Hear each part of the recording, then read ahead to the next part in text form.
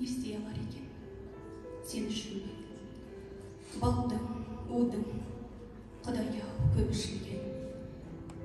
Қараймын да жүзіңе ойланам, әлденен айтам, тек ішіне. Іші бауырым езіне, емірене қараймын тебірене. Саған ғана айтатын сырларым бар, саған енді айтпай, соны неге? Өңімдағы құбылып өрт кешкендей, көңілдағы құбылып дерт көшкендей. Сақтау үшін бір ұлы құпияны, үндемеуге екеуміз зерттескендей.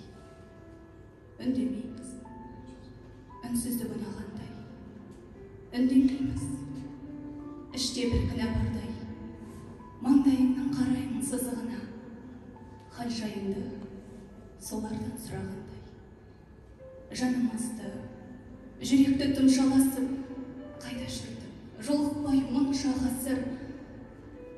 Маған қарап күрсініп қоясың деп, білем, ішімнен мұң шағасың. Сеземін мұңаясың, мұңайғаның әдемі құдаяшың.